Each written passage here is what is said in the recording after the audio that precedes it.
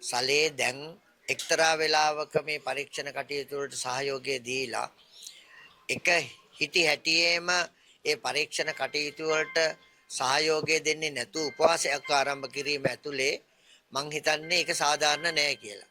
මොකද පාස්කු වැනි ප්‍රහාරයක් නින්දිත ප්‍රහාරයක් එල්ල වෙලා තියෙනවා. ඒ එල්ල වෙලා තියෙන ප්‍රහාරයේ කොටස්කරුවෙක් හෝ ඒ එල්ල වෙලා තියෙන ප්‍රහාරයේ යම් සැකකටයුතු පුද්ගලයෙක් ලෙස නම් කරලා තියෙනවා තුන්වෙනි සැකකටයුතු පුද්ගලයා කියලා කොටුව මහේස්ත්‍රාත් අධිකරණයේ එවැනි අවස්ථාවක ඔහුට තියෙන්නේ පරීක්ෂණ වලට සහාය දීලා ඔහු නිදොස් නම් ඔහු නිදොස් කියන කාරණය සනිටුවම් කරගන්න. හැබැයි ඔහු උපවාස කරමින් ඊට සහයෝගය දෙන්නේ නැහැ කියන්නේ වෙනත් පූර්ණ නිමිත්තක් වෙනත් අනුමිතියක් සිද්ධ ඇති වෙනවා පරීක්ෂණ මණ්ඩලය ඇතුලේ. ඉතින් අපි කියන්නේ කරුණාකරලා එහෙම කරන්න එපා. මේ ලොකු විනාශයක් නින්දිත ප්‍රහාරයක් එල්ල කරපු වෙලාවක් සල්ලේ ඇතුළු අනිකුත් පාර්ශ්වයන්ටත් අපි කියන්නේ අපි මේ පරීක්ෂණ කටයුතු ඇනෙහිටලා තිබුණා වර්ෂ 2009 සිද්ධ වෙච්ච එක දැන් 2026 වෙනකන් හරියම පරීක්ෂණ කටයුත්තක් සිද්ධ වුණේ නැහැ. දැන් මේ කටයුත්ත සිද්ධ වෙනවා. දිනපතා නඩු අහන්න දාලා තිනවා. දිනපතා නඩු අහන්නෙත් අපිට යම් විරෝධතාවයක් ආව දිනපතා අහන්න එපයි කියලා. නමුත් ජනතාවගේ පැත්තේ ඉඳගෙන බලනකොට අපිට පේන්නේ දිනපතා නඩු අහන්න ඕන කියලා. ඉතින් දිනපතා නඩු අහන්න දාලා තිනවා. විශේෂ ත්‍රිපුද්ගල මහාධිකරණ දාලා තිනවා. විශේෂ මහාධිකරණ දාලා තිනවා. ඇමති නිවාසවල අධිකරණ දාලා තිනවා. මේ ඔක්කොම මිනිස්සුන්ගේ කැමැත්ත මිනිස්සුන්ගේ අභිලාෂය.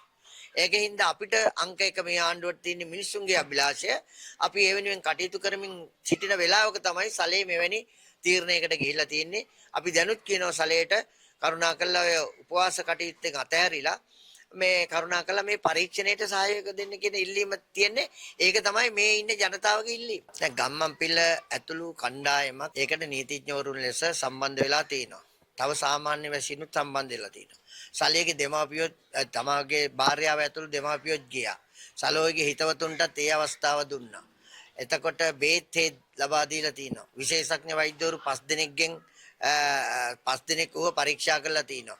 ඔහු අත්අඩංගුවට ගත්ත වෙලාවෙත් ඔහුගේ ඇසේ සහ දතේ තීච්ච ආබාධ වලට අපි ප්‍රතිකාර ලබා දීලා තිනවා. එතකොට මේ සියලු කටයුතු සිරකරු සාමාන්‍ය සැකකරුවෙකුට ලබා දී තියෙන සාමාන්‍ය සියලු පාසුකම් ලබා දීලා තිනවා. නමුත් විපක්ෂයට සටන් පාටයක් නැහැ.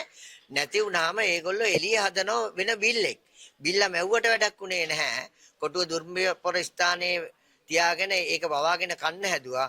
මහ ජනතාවගේ විරෝධයක් ආවා. විරෝධතාවය හැමුවේ අකුලගෙන යන්න සිද්ධ වෙලා තියෙනවා.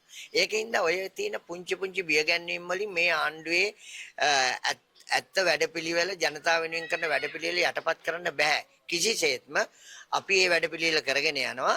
දැන් ගම්මන් පිළලෑ මතේ යට ගිහිල්ලා නේ තියෙන්නේ.